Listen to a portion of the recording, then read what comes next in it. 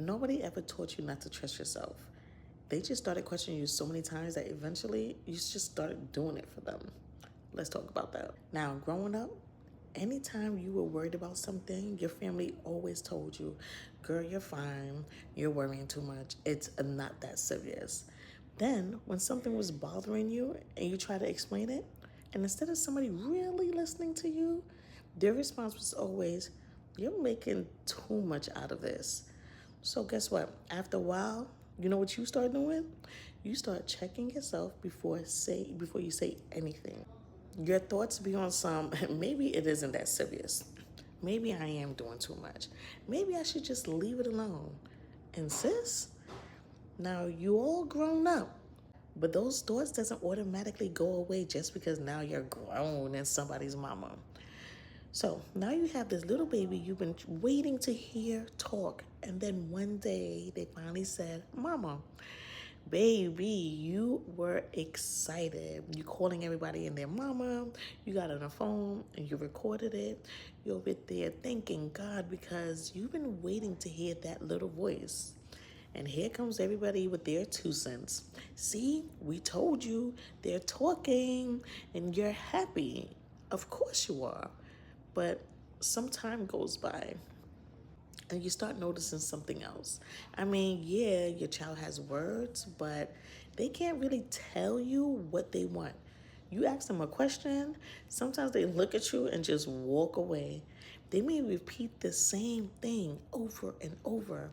And a lot of the time, you're still trying to figure out what the hell does that mean. So those thoughts that you had come right back thinking, okay, they're saying words, but why aren't we having a conversation? And before you can even sit with that thought, here comes the choir telling you they're talking. Give them time. Every child develops differently. And there you go again, agreeing, thinking, maybe I am worrying too much. So guess what you do? You leave it alone until one day you're around another child the same age. And that child walks up to their mother and says, Mommy, can we go outside after lunch? And something in you goes wild. You're there stunned and shocked. I know you don't want to compare a child, but it's right here in your face. And now you have these same questions that you tried to push down earlier come right back up, thinking, why aren't we doing that? And you know what? I get it. But I have something I really want you to think about. How many times does your gut have brung up the same question before you stop telling yourself that you're overreacting? Because the problem isn't that you don't notice things because clearly you're thinking about it, but you've gotten really good at talking yourself out of what you've noticed, especially when people around you have told you that everything is fine. So you just go with that idea. And here's something I want you to know about communication. A child having words and a child being able to use those words to communicate are not always the same thing.